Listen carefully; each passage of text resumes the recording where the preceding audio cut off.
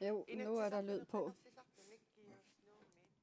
Vi fortsætter vælgermødet fra GUX i Nuuk, og vi går i gang med tredje og sidste 3 kvarter, og kandidaterne er skiftet ud. Først skal vi se en video, og det er et spørgsmål fra en vælger, som kandidaterne skal svare på. Hvis vi skal have en filmindustri, så mangler vi en forskellige lovgivninger. Og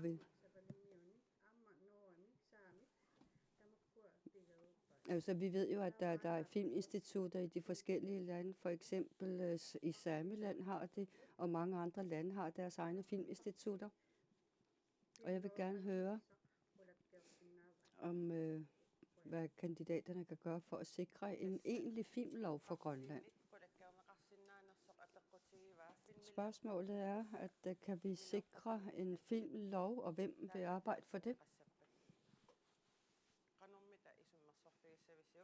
Hvad siger kandidaterne? Aqalu Jeremiasen, Atassut. Hvilke svar har du? Det er vigtigt, at vi også ser på, hvad vi kan gøre for at handle med omverdenen. Vi kan ikke komme udenom at skulle gøre, hvad vi kan for at have en filmproduktion, som kan blive solgt ud over Grønlands grænser. Vi ved jo, at film kan være et stort PR og også give omverdenen en masse forståelse uden en masse forskellige ord, men altså er ved at se, hvordan Grønland ser ud i forskellige filmproduktioner. Så selvfølgelig vil vi gerne bakke op om det fra Atasuts side. En filmlov bliver støttet fra Atasut. Hans Enoksen, Nalerak. Hvad mener du om en filmlov for Grønland? I Grønland skal vi bruge alle de kompetencer og evner og vilje, vi har. Der er flere og flere, der ønsker at producere film, og selvfølgelig kan vi ikke bare stå og kigge på dem. Hvis det er, at vi skal highlighte Grønland for omverdenen, og også i forhold til at vise, hvad det er, der er vores kultur, så er det klart, at vi skal få gøre det. Vi skal forbedre mulighederne for at sætte gang i mere filmproduktion, og selvfølgelig vil vi gerne bakke op om en filmlov. Vi ved, at en film er det, der kan være at skabe indtægter, lige så vel som at man kan vise Grønland for omverdenen. Og der er flere og flere, der ønsker at lave film. Skal vi have en filmlov? Bakker I op om det i Samarbejdspartiet? Tässä uaga takusinnavara imakalallit akonganni filmiliullaqittunik peqartoq aama filmiliarisinnaassun isimassarsian peqarluartoq nalungilarput kisiannaamma nalungilarpa avataanni filmiliorussullutinunatsinnuqartartut арлаатигут инуусуттут филмилиорниссам соқутииннитту эққарсаатигалугут аватаани филмилиориарлут тикиттартунут сулеқатааса синнаалерниссаа таана аққутиссиунеқартариақарпо таамааттумик исмақарпунга нуаннерсориуссуармик ингерлатақарсиннаасунга Najaaq-Møller vil stå i spidsen for, at vi får en filmlov. Selvfølgelig. Det, vi mangler i Grønland, er lovgivning, især når vi tænker på at få ophøjet vores egen kultur og den kunst, vi frembringer. Og det skal vi jo gøre, hvad vi kan for at bakke op om fra Siumuts side. Det vil vi gerne love. Nå ja, jeg vil gerne spørge så, hvordan? Hvilken form for støtte? Jamen, det skal være via finansloven, det skal være via lovgivningen. Vi har en finanslov i dag, som mere afspejler, hvordan vi skal tabe frem for, hvordan vi skal vinde. Så derfor vil vi gerne fra Siumuts side arbejde på et fornyet måde i forhold til, hvordan vi kan gøre det mere værdifuldt med de forskellige ting, menneskene kan frembringe. Demokratisk. Man mangler en filmlov. Vil I bakke op om sådan en? Jamen, vi har jo heller ikke overset, at vi har rigtig mange dygtige filmmagere i Grønland. Men det, vi skal se på, det er kulturen som en helhed. Og vi ved også, at en stærk kultur skaber forståelse fra omverdenens side, og det kan vi gøre via de her filmproduktioner. Og vi vil også gerne bakke op om filmmagerne. Vi synes, de er dygtige og trænger til den opbakning fra vores side. Og vi ved også, at der er mange filmproduktioner, som er med i de forskellige events rundt omkring. Så det vil vi gerne være med til at forbedre mulighederne for. Allerede Nunat Taqidong Nai, vil I bakke op om en filmlov? Og altså alle i Grønland kan se, at vores filmmagere i Grønland har et stort potentiale og kan give rigtig mange ting for fremtiden til samfundet. Og det er klart, at vi skal skrue finansloven sammen, men jeg er endnu ikke enig i, at vi har en finanslov, der skal gøre, at befolkningen taber. Nej, tværtimod. Men uanset hvad, så vil vi gerne være med til, at vi får en filmlov. Og så skal vi selvfølgelig afklare, hvad det er for nogle beføjelser og et ansvar, det offentlige skal have. Så i stedet for at ligesom vente om, så må man sige, at politikerne skal være de første til at bakke op om kulturens folk og filmproduktion. Og selvfølgelig skal vi også have i baghovedet, at når vi investerer og bruger bevillinger på penge på filmproduktion, så er det en investering i fremtiden. Og det er kun et gode.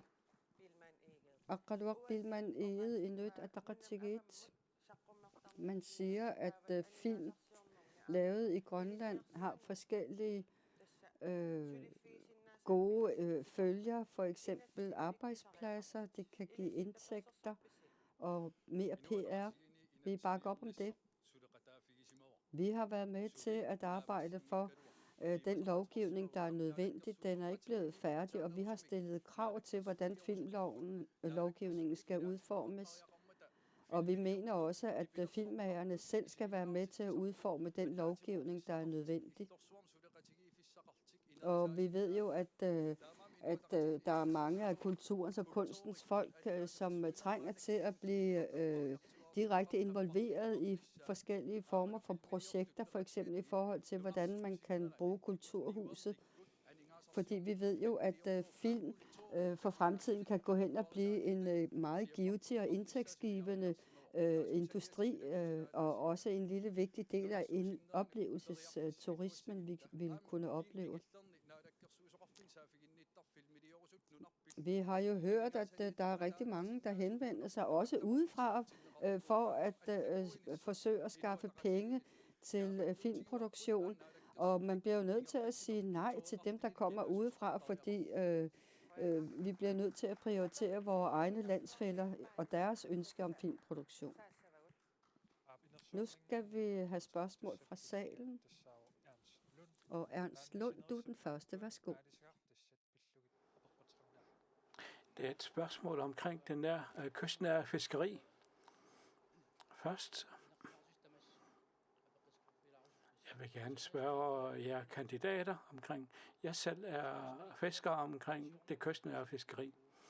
Altså i forhold til sidste år, jamen så har koalitionen frem til, så har de taget utrolig meget væk. Altså de her 3.800 tons er blevet taget fra det kystnære fiskeri. Og så har man så også taget 9.000 tons, og altså i forhold til det der med 500 tons også er blevet taget væk omkring Så derfor så er det jo op til 500 millioner, som er også af værdi. Altså i forhold til de her store selskaber, jamen så har man overført dem til den der fiskeri. Altså, det vil sige, at man så på den måde allerede, for dem, som allerede har altså overført dem til disse ting. Så derfor så vil jeg gerne høre, hvem der vil arbejde for det kystnære fiskeri. Altså her i forbindelse med den her spørgsmål omkring det der med den ligelige fordeling. Hvad vil I fra Nunatta-Ridonna eller Rahamon? Hvad vil I gøre? Jamen først så vil vi jo her i forbindelse med, så bliver vi nødt til at ændre på de ordninger, der er blevet lavet. Altså disse forhold, som er blevet lagt, og de forhold, som er omkring fiskeri, bliver nødt til at blive bearbejdet. I forhold til de her, om du uanset hvilken fiskeart, som de er i gang med at fiske, jamen de skal altså være vide, at flere år fremover vide, hvad det er for nogle ting. Altså, man kan ikke blive ved med at man kan ikke blive ved med at gøre det fra det ene år til det andet, hvor man tager lidt fra og lidt der og lidt her. Man kan ikke på den måde gøre det på den måde. Man kan ikke engang sige, at det er politik eller en ordning på det. Så derfor så mener vi, at den her fiskerilov bør altså være i forhold til den på længere sigt have en bedre forhold med tanke på netop omkring disse ting. Altså det er ikke kun omkring TSC, men det skal også være således, at det skal være muligt for os at fiskerne også, således at det kun er Naalakkersuisut, der skal godkende disse ting. Altså nu bliver det spørgsmål omkring det, som at der er utrolig mange ting, som er blevet taget bort. Altså det er vigtigt, hvis man skal have en fiskeripolitik, så skal det være tydeligt. Så skal de altid vide fremover, hvad de kan regne med, hvor meget de kan fiske op. Her i år kan man ikke regne med, at for det er ingen politik, at man bare ændrer disse ting. Altså nu bliver det spørgsmål, skal de forhøjes? Man bliver nødt til, altså alle skal kunne være med på at forhandle. Nu er det der ret over bilmanhed i forhold til de spørgsmål fra Ernst. Hvordan vil du svare det? Altså, der skal laves en ligelig fordeling. Vil I være med til en ligelig fordeling? Vi har sagt fra Inuit Ataqatigiit, hvis man skal ændre på fiskeriet, så er det nødvendigt, at man tager organisationer i fiskeriet med. Altså i forhold til det politiske arbejde i forbindelse med deres altså de hænger ikke sammen med, at de har lovet en masse ting, og derfor så mener vi ikke fra Inuit Ataqatigiit, at man kan være enig i forhold til disse ting. Og specielt i forhold til det der med, at der bliver nævnt om, at dem, som er fiskere her i landet, skal også få deres kvoter. Altså her i forhold til det der med fra 5 til 8 tons. Altså der er omkring de her 300, altså de skal flyttes over til. Altså derfor så er det der blev nævnt fra spørgeren, så vil vi fra Inuit Ataqatigiit sige, at vi vil sammen med fiskerne tage beslutning om, hvorledes at man også laver en ligelig fordeling, således at de får mulighed for at få det. En af de her ting, som blev nævnt her, det er omkring det kystnære fiskeri, disse ting, som er blevet omkring til 150 millioner. Skal man forhøje dem? Altså koalitionen har sagt, altså at man skal forholde det. Vi har sagt, at det der med, at man har taget det væk, så vil man prøve på at så formindske fiskeriet. Altså man skal fra Inuit Ataqatigiit sige, at man skal give dem mulighed for at kunne forbedre deres forhold. Så derfor så er det nødvendigt. Så skal man også i forhold til disse kvoter, som skal gøres, hvor man blandt andet også skal kunne flytte det fra den ene til den anden fisker. Altså i forhold til Ernsts spørgsmål, at man skal lave en ligelig fordeling. Vil I fra Samarbejdspartiet også være med på det her?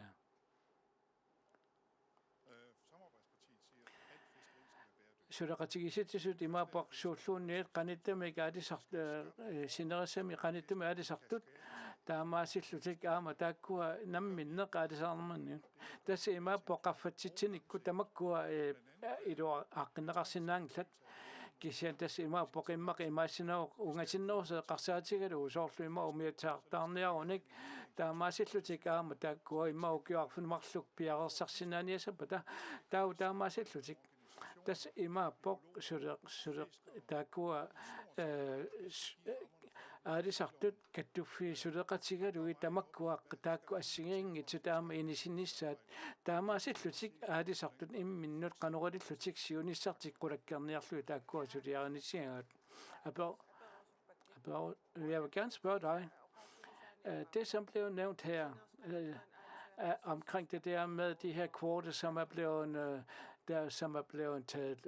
som er blevet mindre skal de forhøjes igen de kvoter. Altså kvoterne, som er blevet.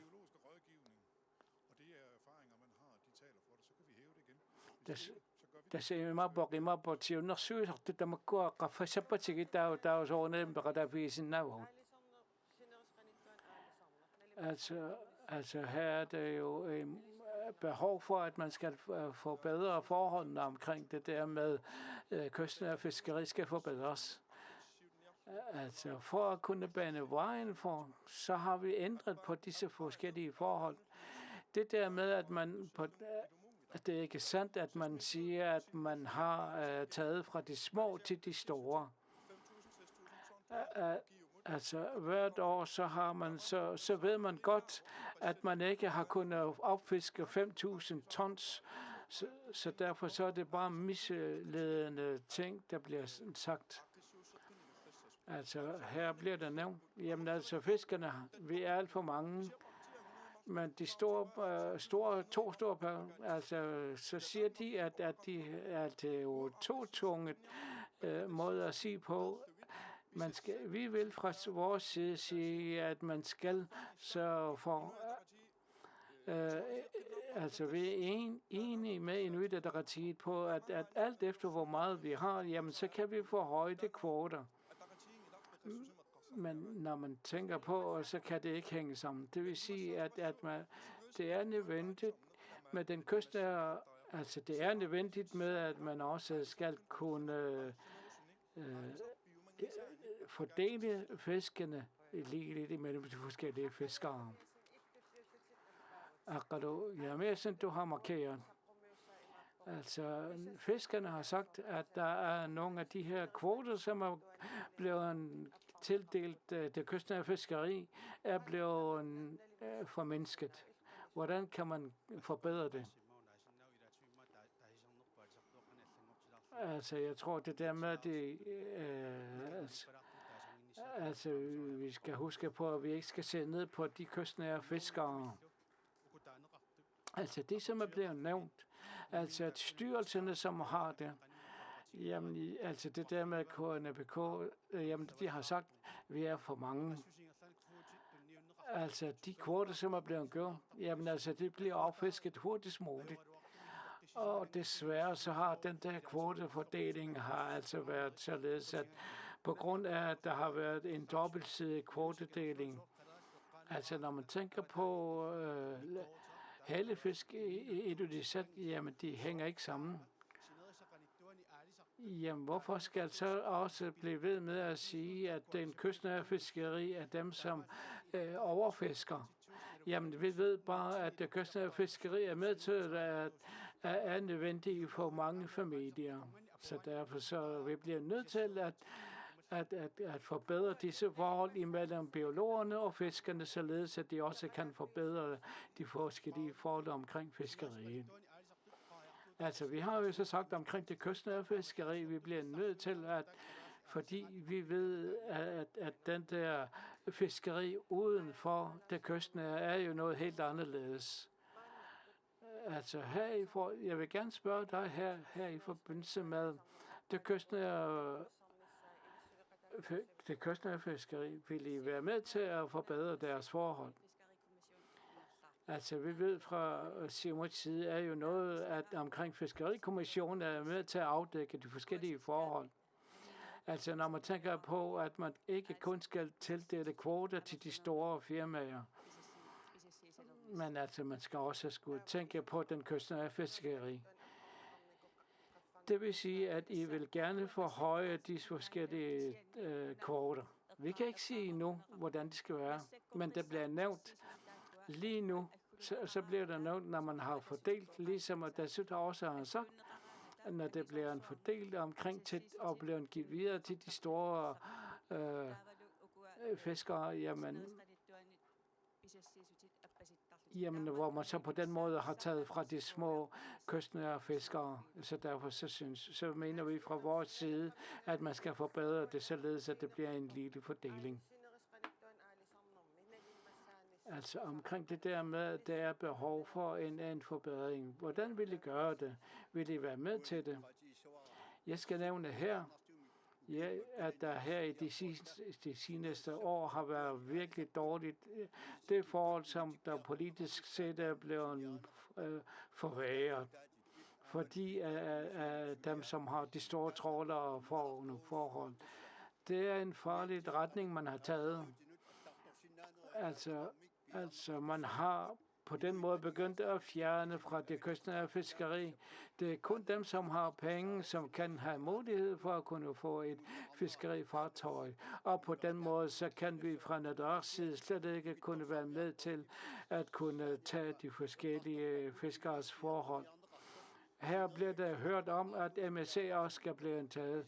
Man har ikke engang, altså der er færre og færre kvoter, som bliver tildelt det kystnære. Så derfor så ved vi godt, at der er op til 3.000 og 4.000, der er blevet overført til de store fiskere ud til trålerne. Altså det er jo nogle ting, som vi fra Nadars side slet ikke kan udkende. Vil det sige, at man skal gøre det til en lille fordeling? Man skal sige, at dem, som er den kystnære fiskeri, skal prioriteres. Altså, vi kan ikke godkende, og der så vil Nadar være med til at gå forrest her i forhold til de forbedringer. Og det næste spørgsmål skal vi høre nu. Og det er Sofie Frederiksen, det er omkring.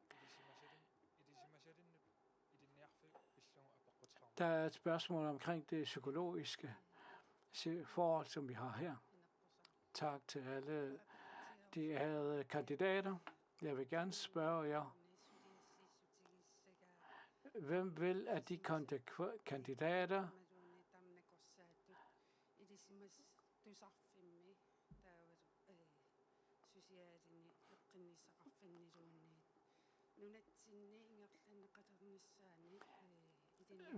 arbejde på af de her kandidater, altså dem, som i fremtiden også vil give nogle forbedrede muligheder for dem, som kommer til at arbejde med psykologerne. Hvem vil være med på det? Tak. Spørgsmålet har så været, altså dem som psykologer, altså at man også får en uddannelse oprettet her i Grønland omkring det psykologiske. Psykologuddannelse. Altså det er skal der oprettes en psykologuddannelse her i Grønland? Hvad mener I fra nu, der redder i? Det er nødvendigt med uddannelse, hvis vi skal kunne hjælpe vores samfund. Jamen altså, vi skal også som folkevalgte også være med til at løfte op omkring disse forhold. Og specielt også fordi, at vi ved, at vi finansierer jo dem, som rejser ud af landet for at uddanne sig. Og til trods for det, så ved jeg godt, at der her i forbindelse med omkring, at der er en uddannelse omkring en psykiatriuddannelse i sygeplejeskolen. Og heldigvis så har vi også nogle af ting. Men vi ved jo godt, at vi har behov for langt flere, som tager sådan en uddannelse. Altså langt den største udfordring, det vil jo så være omkring det der med, disse udfordringer, vi har i psykiatrien med de syge i sinde, og vi vil helt sikkert være med på det. Er I enige med, at vi har en uddannelse her? Vi har en sygeplejeuddannelse her i landet, og jeg håber, at de også vil have mulighed for at kunne tage nogle af disse, således at man på den måde også skal kunne forbedre disse forhold omkring uddannelserne. Altså, hvad vil I gøre omkring en skole? Vil I være med på den? Desværre har vi de senere år oplevet flere og flere borgere med psykiske lidelser. Og det er altså en udfordring for sundhedsvæsenet blandt andet. Hvis ikke vi gør noget, så kommer der endnu større udfordringer. Og vi hører jo også, at børn og unge og voksne at der bliver flere og flere med psykiske lidelser. Vi ved ikke, hvad der er grunden til det, men altså, vi må gøre, hvad vi kan for at gøre det bedre. Og især skal vi også selv som enkelte borgere gøre, hvad vi kan for at tage vare på vores sundhed og vores helbred, både kropsligt og mentalt. Så uanset det, så har vi jo alle sammen brug for at bakke op om flere bevillinger og støtte op om de tiltag, som vi har brug for at realisere. Hvis vi skal have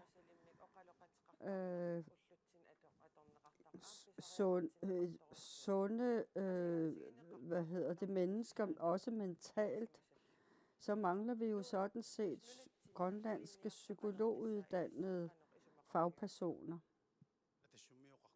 Vi siger fra Atassut, at uanset hvad det er for et helbredsspørgsmål, man har hos sin enkelt borger, så er det vigtigt at gøre, hvad vi kan for, at vedkommende kan få sundheden og helbredet tilbage.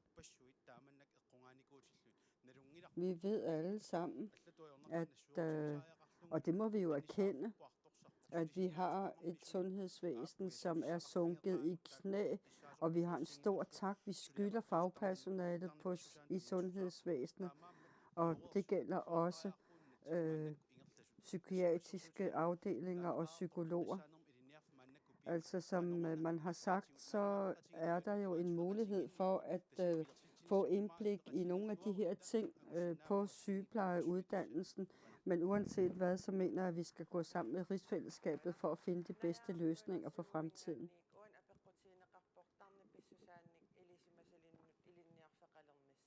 Skal vi have forskning, altså psykiatrisk og psykologisk forskning i Grønland og uddannelse? Altså vi sætter altid det meget højt, at sundheden er på det højeste, og helbredet er på det bedste. Det er blevet sagt fra andre kandidater, at man kan se på, hvad det er, vi prioriterer i forhold til de uddannelser, vi selv har. Vi har jo socialpædagogisk uddannelse i Ilulissat, og så har vi også på universitetet, hvor man kan læse de her ting. Med hensyn til et pædagogisk institut, hvor man blandt andet laver forskellige former for forskning, der kan vi måske være fremme i skoene, og jeg har selv læst i Danmark, og det jeg kan se, det er, at der er stor behov for at få noget mere psykologisk indblik i de forskellige uddannelser, der kan være relevante, så vi vil gerne bakke op om sådan en uddannelse kan startes op i Grønland. Demokratiet Jens Frederik Nielsen. Det er også vigtigt, at man har mulighed for at samtale med en psykolog, og muligheden for at åbne en uddannelse for psykologer. Er det vigtigt? Jamen, som det er blevet sagt lige før, så skal vi jo have uddannelser, der står i forhold til de behov, vi har for samfundet, og det skal vi da styrke. Og for lidt siden, der diskuterede vi blandt andet mobning, og vi ved jo også godt, at en samtaleperson, som man kan henvende sig til, når man har den slags problemer, Især for eksempel, hvis man bliver udsat for mobning, så kan det jo være, at man kunne eliminere nogle af de forskellige personlige udfordringer, der kunne eskalere, hvis ikke man gjorde noget. Vi vil ikke sige nej til en psykologuddannelse i Grønland. Det vil vi selvfølgelig ikke spænde ben for hvis samfundet har brug for det, og befolkningen har brug for det, så skal vi jo bane vej for disse ting. Det vil vi ikke stå tilbage for. Aqalwaq Bilman Ede. Hvad mener I i Inuit Ataqatigiit? Vi ved blandt andet, at vi har mange sager med seksuelle krænkelser. Når vi bare tænker på børnene, så er tallet højt. En psykologuddannelse i Grønland. Er det noget, I kan bakke op om? Det bakker vi om. Det kan vi ikke komme udenom at skulle støtte op om. Og vi har også startet psykoterapeutuddannelsen op, og det synes vi skal udvikle videre på. Vi skal selvfølgelig have Inatsisartut, som vægter mennesket højt, også i de forskellige bevillinger, vi giver. Altså, er det borgere med handicap, er det pensionister, er det børn med udfordringer eller unge med problemer, så er det jo hele tiden et spørgsmål om, hvor stor en vilje Naalakkersuisut har til at være imødekommende og give bevillinger, som kommunerne så kan udmønte. For hvis ikke vi drøfter de her ting og er positive over for at give bevillinger og flere bevillinger, så kommer vi ikke problemerne til livs. Altså hvis man skal give den hjælp til befolkningen, jamen så bliver vi også nødt til at finde hinanden partierne imellem i forhold til at kunne generere flere bevillinger til dette område. Og hvis det kan lykkes, så kan vi ikke blive skuffede. Hvad mener I om at få en psykologuddannelse i Grønland? Ja, det er jo en kedelig statistik, vi har i Grønland. Vi har 1400 voksne med psykiske lidelser. Tässä tangnemikut nappaatiqartu amerlasoruissu pukalaallunaanniittut. Tässä kalaallinunaanni ассиингиттутигут аннертунерусуник ajornartorsiuteqarpungut tarnipissusa eqqarsaatigalugu.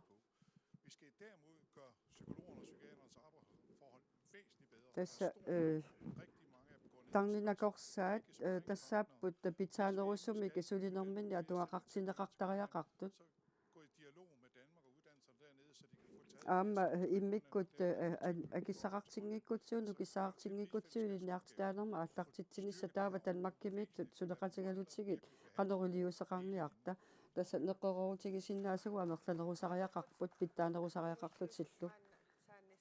Nu skal vi i gang med det sidste spørgsmål fra vælgerne, og hun hedder Ulla Larsen, og spørgsmålet vedrører hjælp til borgere med handicap.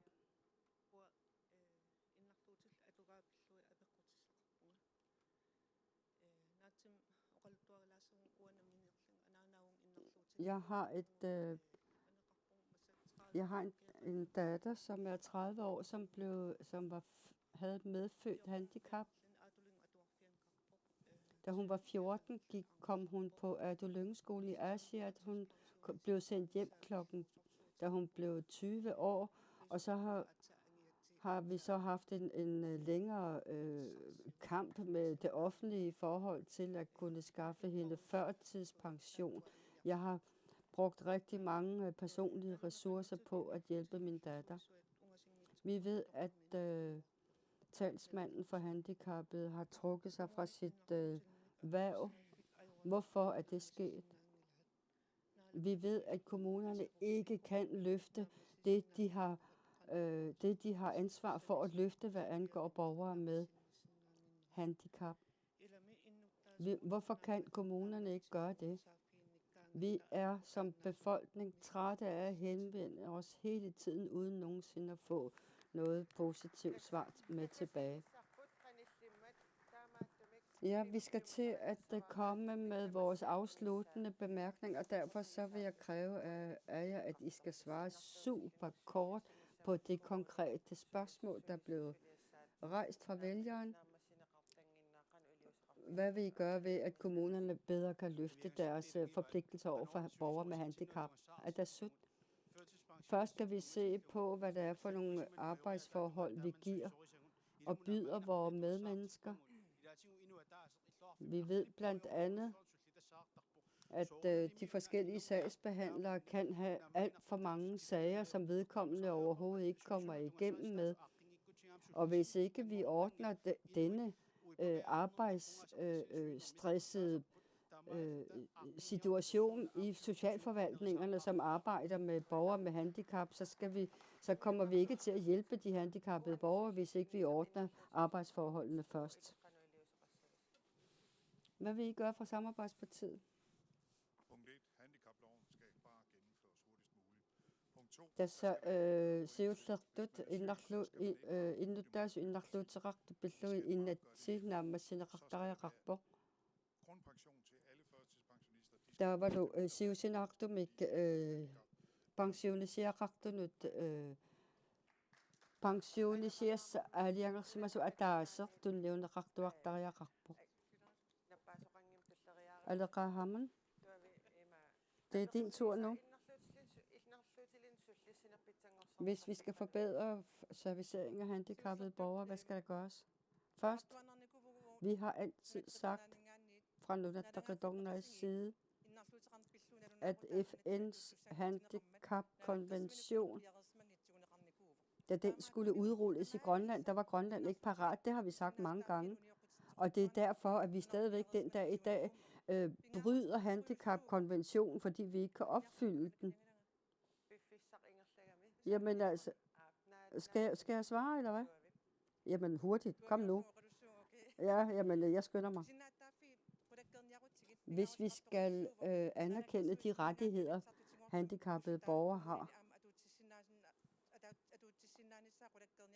så skal vi sikre, at der bliver efteruddannelser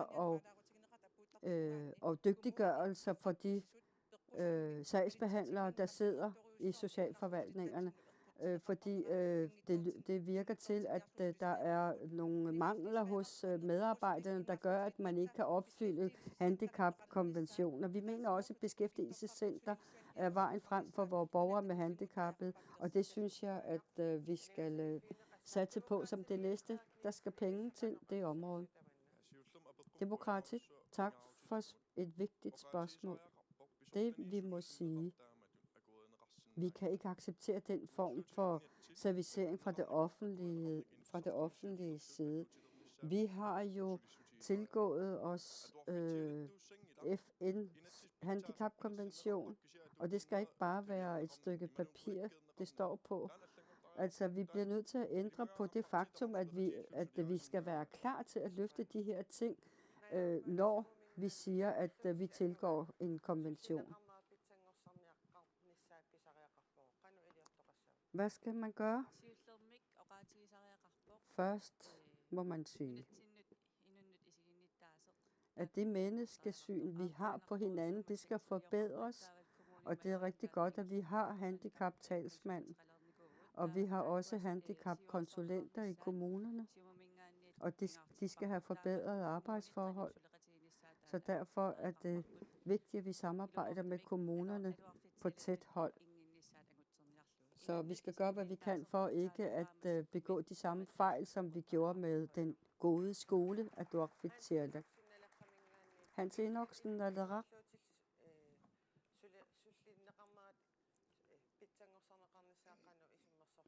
Hvad er din holdning? I 2019 vedtog vi handicaplovgivningen. Så uanset hvad, så skal kommunerne servicere deres borgere med handicap uden at stille spørgsmål. Vi kan ikke acceptere, at man de sidste 4 år har ladet som om, at man servicerede handicappede borgere. Altså, vi var jo i Asiat for nylig, og der var vi på besøg på Adu Lynge-skolen, og den er jo slet ikke tilpasset til dagens Grønland i dag. Der skal jo forbedringer til. Aqalwaq Bilman Ede. Vi skal have en lovgivning, men det er ikke altid, at den gode lovgivning kan løftes af kommunerne.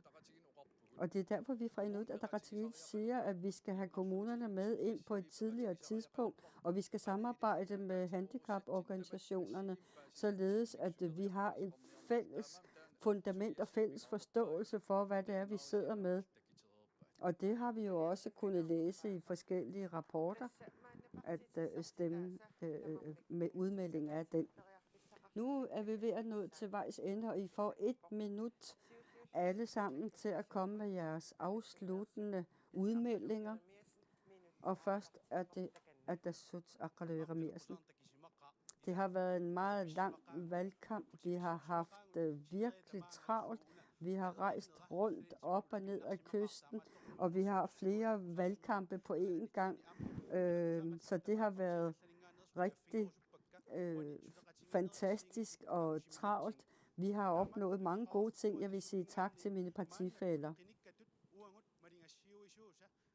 Lad os som folkevalgte eller som kandidater være hoved- eller rollemodeller over for hinanden, og også lytte til hinanden, og også respektere, at andre har andre holdninger. Det, vi skal huske på, det er, at vi skal lade være med at satse på, at landet skal blive selvstændigt. Vi skal satse på, at det enkelte menneske kan blive selvstændig. Og det er det, som Atassut er klar til at arbejde for. Kort sagt, det var minuttet. Så er det Al-Rahamon. Tak. Og tak til vores landsfæller. Tak for alle spørgsmålene fra vælgerne, og tak til alle dem, vi har mødt. I har fremført vigtige budskaber over for os. I kan regne med os.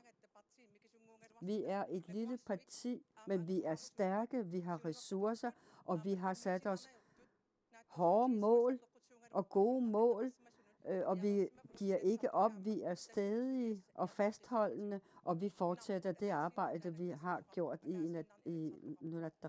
Vi har kun én lovgivende forsamling, og vi har kun én valgperiode, og derfor så skal man regne med, at vi er med på alle borgernes side, og også at vi vil arbejde for, at der kommer fremgang og god udvikling for landet og for befolkningen. Og rigtig godt valg og rigtig god påske. Så er det Hans Enoksen, Naleraq. Værsgo. At hjælpe de rige og gøre de fattige endnu mere fattige, det kan vi ikke acceptere på nogen som helst måde. De seneste år har vi oplevet en større og større ulighed. Altså kløften mellem rig og fattig bliver større og større, og det er bekymrende. Og hvis vi ser på de mange bygder og mindre bosteder, så er det jo forfærdelige forhold, vi byder vores borgere uden at have et velfungerende sundhedsvæsen og mange andre institutioner. Vi mener også, at det kystnære fiskeri skal stå meget stærkere, end vi byder dem i dag. Det nytter ikke noget, at vi flytter penge og mulighed for penge fra de økonomisk svage områder til dem, der alligevel har i forvejen. Fordi dem, der har penge i forvejen, de skal nok hjælpe hinanden. Altså, vi bliver nødt til at gøre, hvad vi kan for at skabe mere lighed og se på hinanden med større lighed. Tak, Naleraq. Naleraq Møller, Siumut. 1 minut, værsgo. Borgerne skal være med. Det finder vi vigtigt, at de bliver inddraget. Den frihed, som vores forfædre har givet os, og hvor vi har arbejdet for at indføre hjemmestyre og efterhånden også selvstyre. Og nu er det altså selvstændighedsvejen, vi går, og vi skal gå i fælles flok. Og jeg spørger jer, om I vil være med os. Vi i Siumut ønsker forandring, og nyskabelse. Men det handler om, at det vigtigste er menneskeværdet, og det er det, Siumut står for. Det var under 1 minut, Jakob Møller. Og nu er det Kim Lybert fra Samarbejdspartiet. Værsgo. Samarbejdspartiet mener ikke, at Sudaratsigisit det fundament. tisut Derfor isumakakput nuna ima nukittutingisok tassa suut tungaviusut nukittoqataani inissisimasungun meeqqat inuusuttullu toqqisisimassumik inuuneqarnissaa qulakkeertingu pitsaasumi ilinniaqarnissaa qulakkeertingu taavaluaamma siunis ungasinnerusu isigalugu anguniagassatsinnik pilersaarusiorluta ingerlassa ineriartortitsisa meeqqat inuusuttullu tassaapput siunissam ikivitsisussat tassa ataatsimorluta tamanna pilersissavaqput. Tak. Det var også under 1 minut. Og nu er det Jens Frederik Nielsen, Demokratit. Værsgo. Kære lyttere og seere og alle, der sidder her, tak for en god debat. Vi er i Demokraterne klar til at påtage os et ansvar for et Grønland, hvor det private erhvervsliv står højt. Og hvis vi kan skabe en selvstændig økonomi for Grønland, så får vi råd til at hjemtage de forskellige ansvarsområder og på den måde få større personlig frihed. Vi ønsker at skabe robuste familier, og vi ønsker, at børneinstitutioner og andre institutioner skal være så gode, at det bliver mere robuste børn og unge, der kommer ud derfra. Vi er klar i Demokraterne til at påtage os et ansvar til at fortsætte det arbejde, vi har grundlagt i Inatsisartut. Og nu er det Aqalluaq Bilman Ede, Inuit Ataqatigiit. Inuit i samfundet handler det om, at vi ønsker at tilbyde en forbedret økonomi og et forbedret samfund. Og det er noget, vi skal gøre i fællesskab alle sammen, hvis vi ønsker et bedre liv og et bedre land. Vi bliver nødt til at have et land, et styre i landet, som sagtens kan samarbejde med andre, uden at man går hver til sit og splittes ad.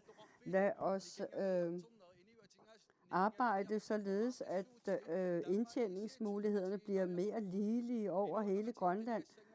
Og vi har rigtig mange kandidater fra Inuit Ataqatigiits side, og vi står frem over for befolkningen og vælgerne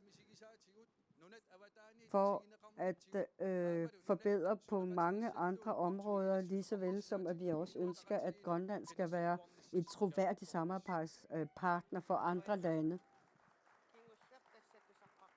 Det var den sidste kandidat, vi hørte.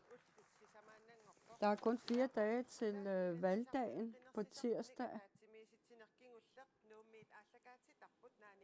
Og det er den sidste af de her vælgermøder, som vi har planlagt eller som omhandler Inatsisartut-valget i morgen, og i overmorgen er der transmissioner igen. Det kommer til at handle om kommunevalget.